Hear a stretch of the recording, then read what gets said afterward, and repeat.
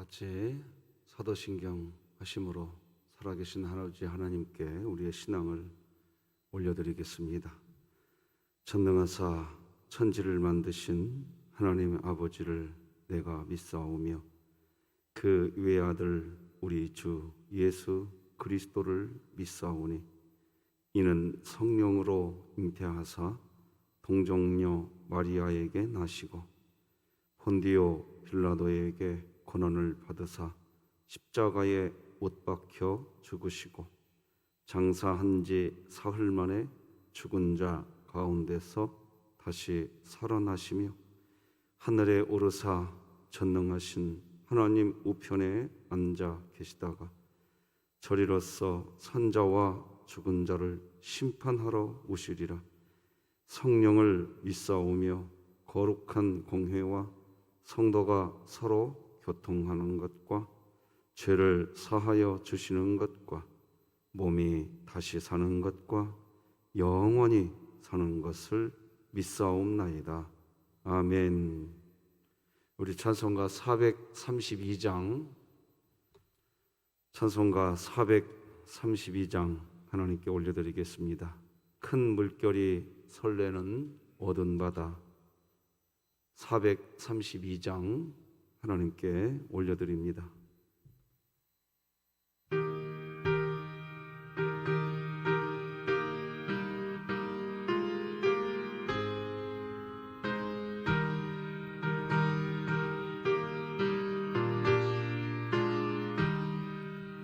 큰 물결이 설레는 어두운 바다 저 등대의 불빛도 희미한데 이 풍랑의 배조 항해하는 이 작은 배 사공은 주님이라. 나도 어려움없네 두려움 없도다. 주 예수님 늘 깨어 계시도다. 이 흉흉한 바다를 가지라면 저 소망의 나라에 이르리라. 큰 풍랑이 이 배를 위협하며 저 깊은 물이 벌려 달려드나 이 바다에 노저 항해하는 이 작은 배 사공은 주님이라. 나도 두려움 없네 두려움 없도다. 주 예수님 늘 깨어 계시도다. 이 흉흉한 바다를 가지나면 저 소망의 나라에 이르리라. 큰 소리로 물결을 명하시면 이 바다는 고요히 잠자리라. 저 동력이 환하게 밝아올 때 나 주 함께 이 바다 건너가리아멘. 나 두려움 없네 두려움 없도다. 주 예수님 늘 깨어 계시도다. 이 흉흉한 바다를 가지나면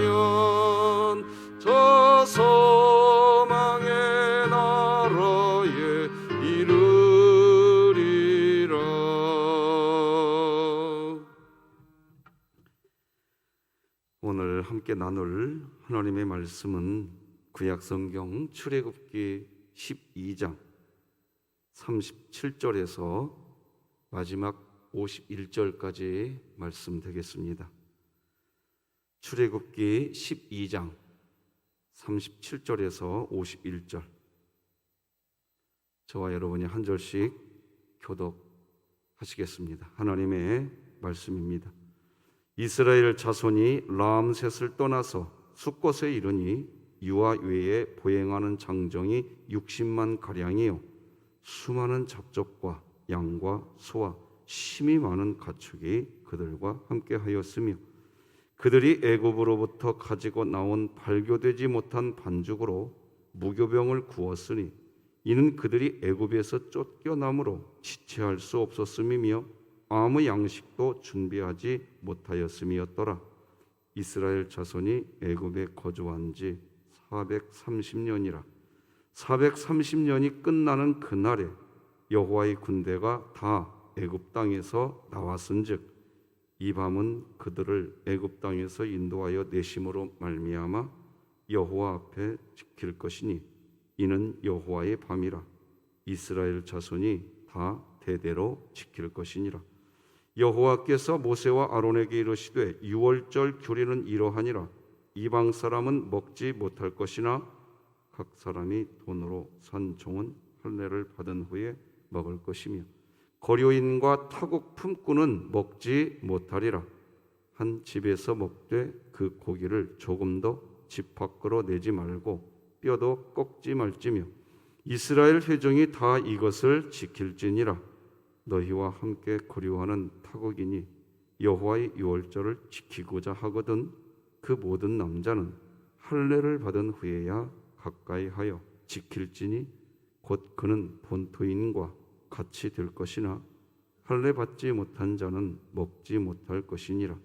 본토인에게나 너희 중에 거류하는 이방인에게 이 법이 동일하니라 하셨으므로 온 이스라엘 자손이 이와 같이 행하되 여호와께서 모세와 아론에게 명령하신 대로 행하였으니 함께 읽겠습니다.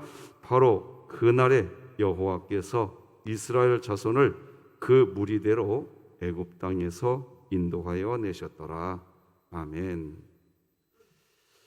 어제 광고해드린 것처럼 이종혜 권사님 오늘 수술 받습니다. 잘 될 수 있도록 우리가 마음을 모아서 기도해 주시면 참 고맙겠습니다. 자, 오늘도 같이 외칩시다. 시작. 하나님의 말씀이 나를 신방하게 하라. 이 또한 지나가리라. 자, 시편 말씀 시작. 내 영혼아 네가 어찌하여 낙심하며 어찌하여 내 속에서 불안해하는가. 너는 하나님께 소망을 두라. 그가 나타나 도우심으로 말미암아 내가 여전히 찬송하리로다. 아멘. 3분 기도 사역과 오늘도 하나님과 꼭 호흡하는 날이 되시기를 바랍니다. 오늘은 연약함이 전심의 믿음을 갖게 한다. 연약함이 전심의 믿음을 갖게 한다. 이런 제목으로 하나님 말씀 나누겠습니다. 사람을 보고서 야, 저 사람 정말 강한 사람이야, 그렇게 말을 할 때 그 사람의 어떤 체격을 의미하는 말, 재산을 의미하는 말, 그런 말 아닙니다. 재산이 많으면 저 사람은 부자야, 그렇게 말을 하지 강한 사람이라고 하지 않습니다. 권력을 말하는 것도 아닙니다. 권력을 가진 사람은 강한 사람이라고 하지 않습니다. 그러면 저 사람은 강한 사람이야 라는 말은 무엇을 의미하는 걸까요? 바로 그 사람의 속사람을 의미하는 겁니다. 속사람. 그런 의미에서 진짜 그리스도인이 된다는 것은 겉사람이 강해지는 것을 말하지 않습니다. 그리스도인은 재산이 많아서 하나님 앞에서 강한 것도 아니고요, 권력을 가진다고 교회가 강해지는 것도 아닙니다. 교회는, 그리스도인은 이 속사람이 강해져야 됩니다. 그래서 에베소서 3장 16절은 우리에게 속사람이 강해지라고 이야기합니다. 이렇게 기록하지요. 그의 영광의 풍성함을 따라 그의 성령으로 말미암아 너희 속사람을 능력으로 강건하게 하시오며. 교회는 그렇습니다. 돈이 많아 우리 교회는 강해. 그 교회는 반드시 썩은 냄새가 납니다. 반드시 그렇게 됩니다. 우리 교회는 주의 성령 하나님과 교제하는 하나님의 백성들이 있어. 코로나19 시대지만 새벽을 깨우는 믿음의 백성들이 있어. 그 교회는요, 세상의 어떤 상황에서도 변하거나 흔들리지 않습니다. 그리스도인은 속사람이 강건해져야 됩니다. 하나님의 풍성한 은혜로 속사람이 풍성해지고 성령으로 속사람이 풍성한 삶을 사는 사람, 그 사람이 그리스도인입니다. 저는 요즘에 우리 실명을 거론해서 죄송하지만 우리 안하자 권사님을 뵈면서 정말 제가 깜짝 놀랍니다. 정말 속사람이 강하신 분이더라고요. 장손이에요, 장손. 그 가정에. 그래서 권사님 표현이 그래요. 첫 번째 태어난 장손이었기에 그렇게 사랑을 해줬대요. 죄송합니다, 권사님. 아침 일찍부터 또 이런 얘기해서. 그런데요, 한 번을 빠지지 않고 새벽 예배를 오십니다. 물어봤어요. 권사님 요즘 어떠시냐고. 목사님, 믿음으로 살아야지요. 더 이상 제가 뭐라고 얘기합니까? 목사님, 믿음으로 살아야지요. 많이 슬퍼하시고 힘들어하실 듯한데 참 강하십니다. 사람들은 이렇게 말을 합니다. 살다 보면 좋은 날 있을 거야. 네, 소망을 가지고 사시는 긍정적인 모습에서 저도 그렇게 말을 하곤 합니다. 하지만 여러분, 우리 인생 삶 자체가 고난입니다. 오히려 여러분, 살면 살수록 젊은 시절 지나가고 그럴 뿐입니다. 힘있고 용기 있던 시절, 그 젊은 시절이 시간이 갈수록 오히려 다 지나가고, 오히려 시간이 흘러가고 인생을 살아가다 보면 오히려 이제 힘이 없고 나약해지는 내 자신 보게 됩니다. 우리 교회 많은 성도님들이 밤에 잠을 못 주무신대요. 젊을 때는 잘 주무셨대. 시간이 갈수록 좋은 날이 올 줄 알았더니 그 반대 같아요. 또 어떤 분은 그러더라고요. 기계도 쓰면 망가지듯이 몸도 쓰면 망가지는 거죠. 그러더라고요. 우리의 육체에 병이 생기고 아픈 일이 찾아오는 게 우리 인생입니다. 그런데 그리스도인은 강한 사람이 되어갑니다. 분명히 아픈 일이 찾아오고 분명히 괴로운 일이, 좋은 시절 올 줄 알았는데 그렇지 않고 반대로 오는데도 그리스도인들은 강해지더라고요.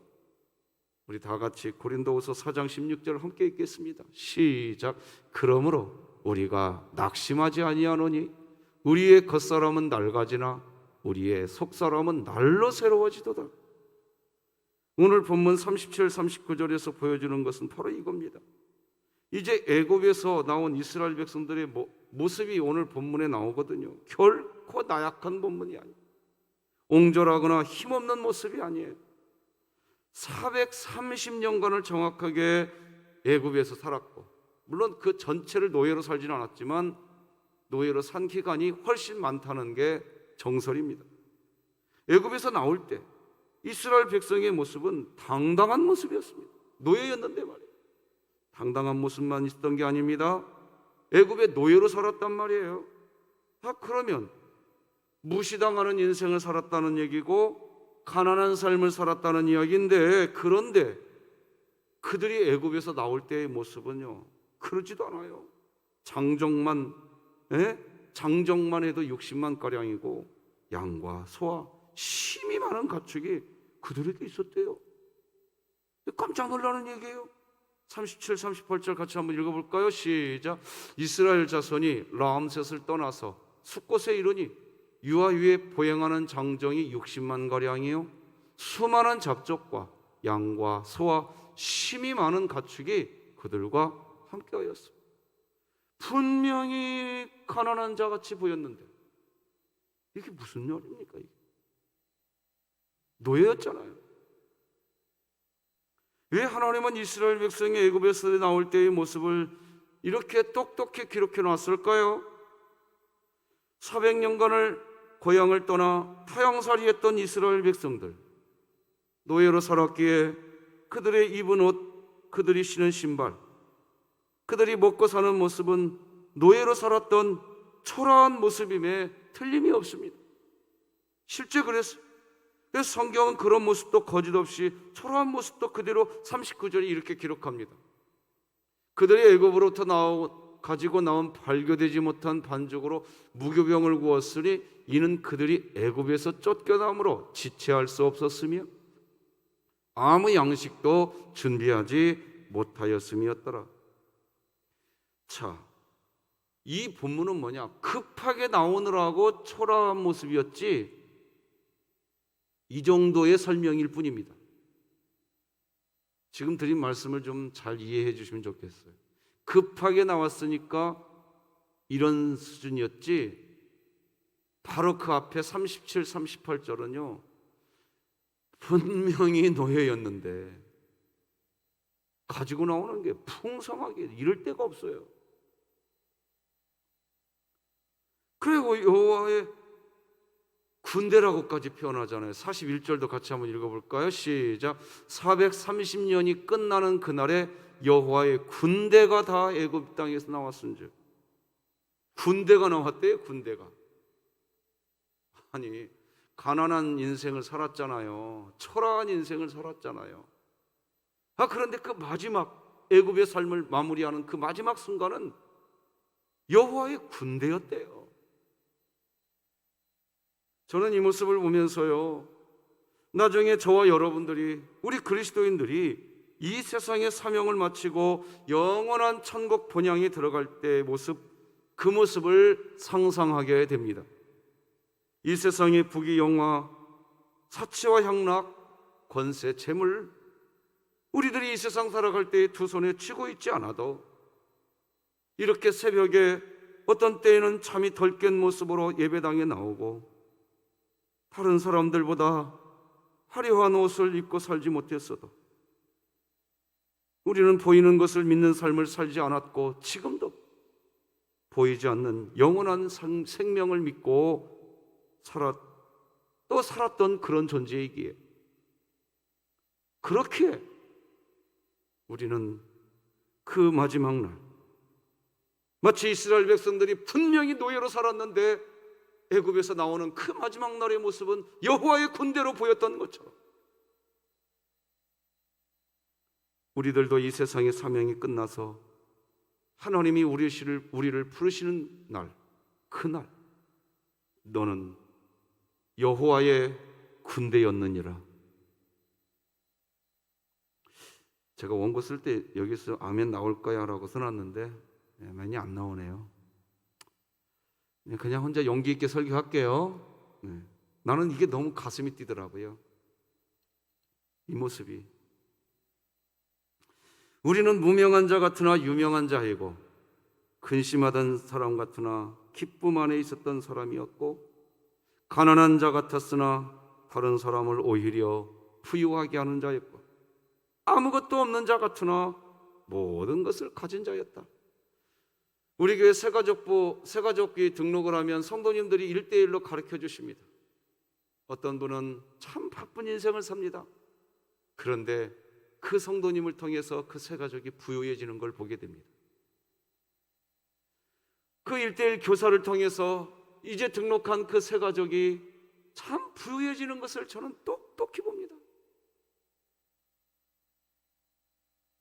고린도후서 말씀 6장 9절 10절도 같이 읽어볼까요? 시작. 무명한 자 같으나 유명한 자요 죽은 자 같으나 보라 우리가 살아있고 징계를 받는 자 같으나 죽임을 당하지 아니하고 근심하는 자 같으나 항상 기뻐하고 가난한 자 같으나 많은 사람을 부유하게 하고 아무것도 없는 자 같으나 모든 것을 가진 자로다. 분명히 그리스도인으로 산다고 살았으면서도 부족함 투성이었고 연약하였지만 재물도 없고 권력도 없고. 그런데 그런 부족함이 오히려 하나님께 엎드려 기도하게 하는 은혜였고, 연약함이 하나님과 동행하게 하는 은혜였다고 고백하게 되는 겁니다. 성경 창세기 4장 26절을 보면 셋이라는 사람이 나오는데, 그가 에노스라고 하는 아들을 낳고 난 바로 그때로부터 비로소 하나님의 이름을 불렀다라는 기록이 나옵니다. 이렇게 기록되지요. 셋도 아들을 낳고 그의 이름을 에노스라 하였으며 그때의 사람들이 비로소 여호와의 이름을 불렀더라. 그러니까 그전에는 여호와의 이름을 부르지 않았다는 얘기예요. 왜 셋이 에노스를 낳고 난 바로 그때부터 하나님의 이름을 불렀을까요? 이유가 있습니다. 바로 셋의 아들 에노스라는 이름의 의미에서 그 이유를 찾게 됩니다. 이 에노스는 사람, 인간을 의미하는 말입니다. 아담이라는 말이 인간이라는 뜻이거든요. 근데 이 에노스라는 말도 인간입니다. 근데 이 인간의 뜻은 치명적인 약함을 가진 인간이라는 뜻입니다. 에노스는 그런 뜻입니다. 그러니까 셋이 에노스라고 하는 아들을 낳았는데 치명적인 약함을 가진 그런 아들을 낳은 겁니다. 치명적인 약함. 아마도 에노스가 태어났는데 너무나 약한 아기가 태어나서 살 수 없을 것 같은 아이였던 모양입니다. 그리고 그런 자신의 모습을 본 셋은 어떻게 할 수가 없었습니다. 그래서 그 약함 때문에 셋은 하나님의 이름을 부르기 시작한 겁니다. 태어난 자신의 이름을 에노스라고 이름을 지은 것을 보면 에노스의 아버지 셋만 하나님의 이름을 부르기 시작한 것이 아니라 그 가족이 함께 모여서 하나님의 이름을 부르기 시작한 것입니다. 연약한 아이를 위해서 하나님의 이름을 불렀던 겁니다. 비로소. 창세기 4장 26절을 새번역 성경으로 보면 셋이 에노스를 태어나게 낳고 난 다음에 그 에노스 때문에 비로소 하나님의 이름을 불렀다는 것을 하나님을 예배한 것이라고 번역합니다. 같이 한번 읽어봅시다. 시작. 셋도 아들을 낳고 아이의 이름을 에노스라고 하였다. 그때에 비로소 사람들이 주님의 이름을 불러 예배하기 시작하였다. 이렇게 번역을 한 이유는 여기 이름을 불렀다라고 하는 말 중에 불렀다라는 히브리어 말이 카라라는 단어입니다. 부르다, 선포하다라는 의미로 예배와 연관되어서 기록되는 기록이 있습니다. 예배한다는 의미를 내포하고 있습니다. 그냥 부른 게 아닙니다. 하나님을 예배한 겁니다. 연약함 때문에 하나님의 이름을 부르고 그 전까지 없었던 예배, 하나님을 향한 예배가 다시 시작된 겁니다. 저는 계속해서 우리 진흥교회 교우들에게 부탁합니다. 진심으로 신앙생활 하지 마시고 전심으로 신앙생활 하시길 바랍니다. 그리고 하나님께서도 우리가 진심의 마음이 아니라 전심으로 신앙생활을 해야 한다고 합니다. 진심의 무게중심은 우리 자신입니다. 우리 자신이 중심입니다. 내가 진심이라고 이야기합니다. 하지만 전심의 무게중심은 우리가 아니라 하나님이십니다. 왜냐하면 전심이란 나는 연약합니다. 나는 죄인입니다. 나는 부족합니다. 하나님의 은혜로 채우소서. 그렇게 하는 고백이기에 우리 자신이 중심이 될 수가 없습니다. 나는 죄인인데 어떻게 내가 중심이 돼요? 하나님이 중심이 됩니다. 세상의 일은 내가 마음을 먹으면 할 수 있는 일이지만 예수님을 닮아가는 신앙생활은요, 내가 마음 굳게 한다고 되는 일 절대 아닙니다. 오히려 나는 부족하고 연약합니다. 자기 자신을 내려놓고 하나님의 은혜로 나를 지켜주시옵소서라고 하는 전심의 마음일 때 가능한 겁니다. 애굽에서 나오는 이스라엘 백성들은 분명히 430년 동안의 노예 생활로 인한 초라함과 자기 자아에 대한 존중감의 부족, 스스로 자신의 인생을 계획하고 자신의 인생을 세워나갈 연약함, 그런 자신의 인생조차 어떻게 가야 될지, 어디로 가야 될지도 모르는 연약함, 그 상태였습니다. 그러니 애굽 즉 집을 떠나 나오는데 먹을 양식도 제대로 준비하지 못했죠. 그런데 하나님은 그런 이스라엘 백성을 너는 여호와의 군대니라 이렇게 이야기한단 말이에요. 사실 우리는 하나님을 이해할 수 없습니다. 왜? 하나님은 우리를 좀 강하게 만들어 주시지 않습니다. 이해가 안 돼요. 왜 진흙교회 좀 강한 교회로 말이죠. 왜? 대한민국의 국회의원들 다 오게 만들고 말이죠. 군인들, 경찰들 다 오게 만들고 교회로. 이렇게 새벽마다 기도하는 삶을 살고 있으니 이 세상 그 어느 누구보다도 더 강하게 해주시면 좀 좋겠습니까? 오히려 몸은 더 아프고 새벽기도 한 만큼 잠 못 자갖고 피곤하기만 하고. 보세요, 특별 새벽기도 끝나니까 좀 많이 줄어들었네요. 이제 여러분 마지노선 정해주시기 바랍니다. 이거 지금 심히 걱정되네요. 이것도 제 탓이죠. 하나님께 맡겨야죠. 이제 그렇잖아요. 좀 더 강하게 해주시면 좀 좋습니까? 새벽마다 기도했으니까.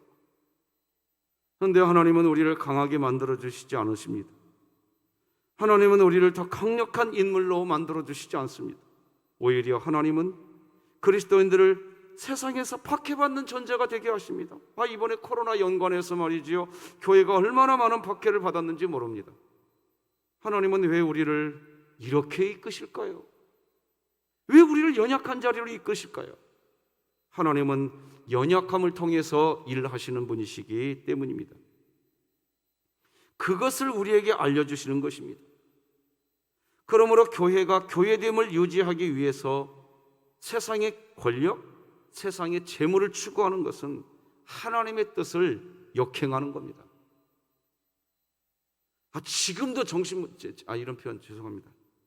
이렇게 설교하면 안 된다는 걸 알면서도 제가 얼마 전에 어느 교회 영상을 봤는데 뜬구름없이 지금도 이런 시절에 어디 무슨 출마한다고 교회 주일 낮 예배 시간에 인사를 구박하고 있더라고요. 아주 한참 연설을 하고 들어가. 도대체 지금까지 뭐 하고 있냐 말이에요. 교회가 지금 살아계신 하나님을 경배해야 될 시간에 뭐 하고 있냐 말이에요. 난 답답해요. 죄송해요. 내가 잘난 척하게 될까 봐 이런 설교하면 안 되는데, 우리 교회가 잘난 척 할까 봐 이런 설교하면 안 되는데 가슴이 너무 터질 것 같단 말이에요. 하나님이 강하신 분이시면 되지 않았습니까? 아멘 좀 해주세요. 세상에 그놈의 권력 잡으려고 본질을 다 잃어버리고. 죄송합니다. 아침 일찍 좀 흥분했네요. 연약할 때 전심의 마음이 드는 거예요. 연약할 때. 셋이 에너스라고 하는 치명적인 연약함을 가진 자녀를 출산하게 되었을 때 그동안에 하나님의 이름을 부르지 않았던 이 세상 인류가 드디어 하나님의 이름을 부르고 하나님을 향해 예배하더라 이겁니다. 오늘 본문에서 이스라엘 백성을 하나님은 여호와의 군대라고 명명합니다. 왜 이렇게 부르실까요? 왜 하나님은 이스라엘 백성을 여호와의 군대로 인정해 주실까요? 이유는 단 하나입니다. 앞서 말씀드린 것처럼 이스라엘 백성이 이 세상에 강한 힘을 가지고 있기 때문이 아닙니다.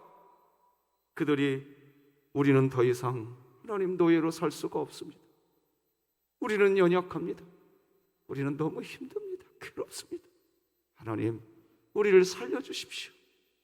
이스라엘 백성들이 하나님께 부르짖었던 겁니다. 우리 다 같이 출애굽기 3장 7절 같이 읽어봅시다. 시작. 여호와께서 이르시되 내가 애굽에 있는 내 백성의 고통을 분명히 보고 그들이 그들의 감독자로 말미암아 부르짖음을 들었다는 것. 하나님 좀 도와주세요. 하나님 도와주세요. 하나님. 이게 전심입니다. 나는 죄인입니다. 아무것도 할 수 없습니다.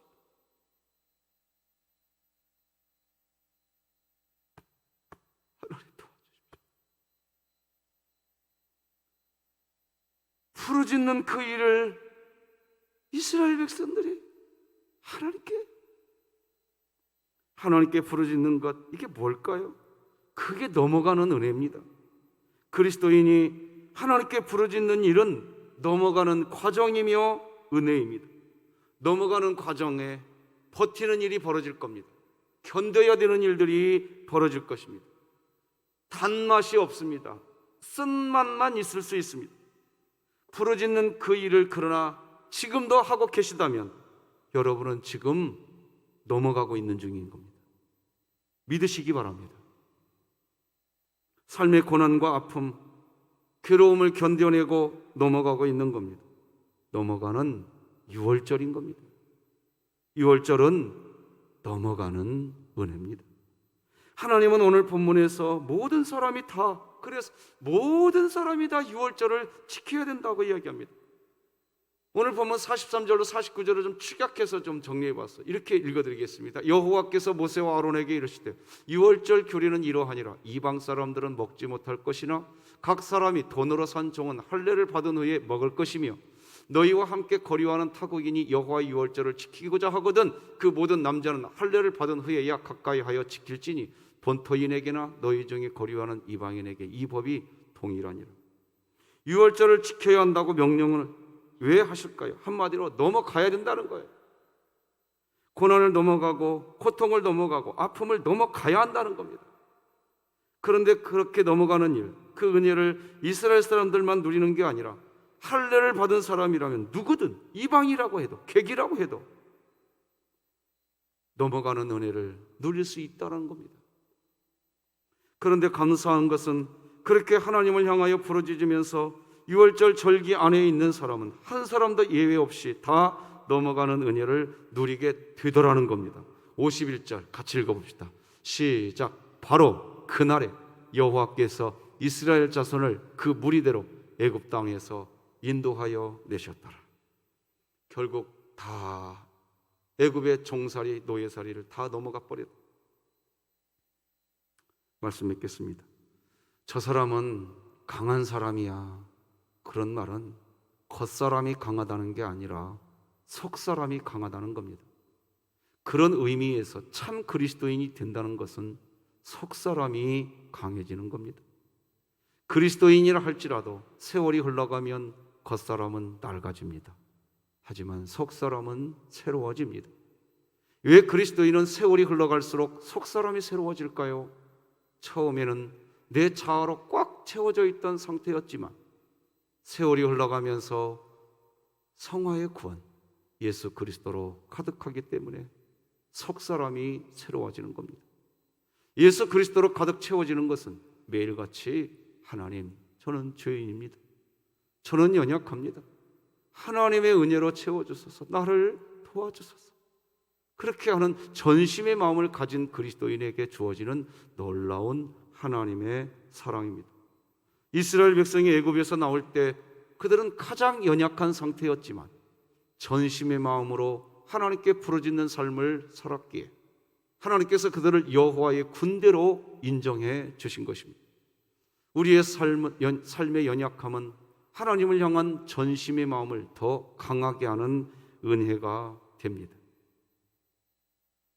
오늘 나의 연약함이 전심을 갖게 하는 복이 되시기를 주 예수 그리스도의 이름으로 여기 계신 여러분들 한 분 한 분을 하나님이 복 주실 줄로 믿습니다. 이제 바이블 챌린지 오늘도 한 분입니다. 김영숙 집사님이십니다. 참 귀한 분이십니다. 축복합니다. 기도하십시다. 하나님 아버지 감사합니다. 우리는 참 그리스도인이 되고 싶습니다. 그래서 속사람이 강해지고 싶습니다. 속사람이 새로워지고 싶습니다. 속사람이 예수 닮기를 소망합니다. 분명히 노예로 살았는데 애굽에서 나오는 그들의 마지막 모습은 여호와의 군대였습니다. 우리들이 이 세상 살아갈 때에 나약한 인생을 산다 할지라도 마지막 날 하나님이 우리를 영원한 본향으로 부르실 때 너는 여호와의 군대였느니라. 그렇게 말씀하실 줄로 믿습니다. 하나님, 오늘도 넘어가게 하여 주시옵소서. 견디고 버티는 과정에 단맛은 없고 쓴맛만 있다 할지라도 넘어가고 있으니 감사하게 하여 주시옵소서. 김영숙 집사님, 오늘 바이블 챌린지 성경 말씀 기록합니다. 이제 우리 진흥교회 이 어려운 시절 어느덧 성경 66권을 다 기록하게 되어 갔습니다. 여기까지 인도하신 하나님, 하나님 말씀과 함께 있던 우리 모든 성도들에게 큰 은혜를 베풀어 주시옵소서. 오늘 이종일 권사님 이제 수술대 위에 올라갑니다. 아버지여, 수술대 올라간 그때 두려워 말아라 딸아, 놀라지 말아라 내 딸아, 네가 어디로 가든지 내가 너하고 함께한다. 하나님 치료하여 주시옵소서. 이 새벽에 함께 하나님의 이름을 불러봅니다. 우리 새벽 성도들, 또 영상으로 예배하는 우리 모든 성도들, 오늘 하루 전심의 마음으로 살게 하여 주시옵소서. 예수님의 이름으로 기도드립니다. 아멘. 하늘에 계신 우리 아버지여, 이름이 거룩히 여김을 받으시오며 나라가 임하시오며 뜻이 하늘에서 이루어진 것 같이 땅에서도 이루어지이다. 오늘 우리에게 일용할 양식을 주시옵고 우리가 우리에게 죄 지은 자를 사하여 준 것 같이 우리 죄를 사하여 주시옵고 우리를 시험에 들게 하지 마시옵고 다만 악에서 구하시옵소서. 나라와 권세와 영광이 아버지께 영원히 있사옵나이다. 아멘.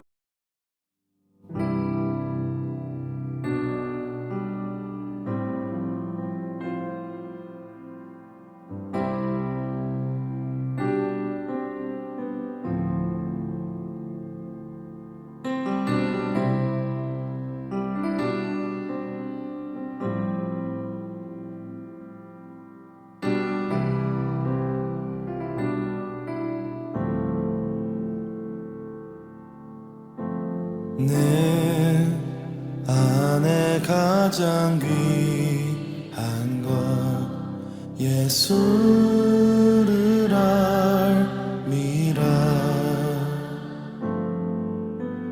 그 은보다 더 귀한 것 예수를 알미라.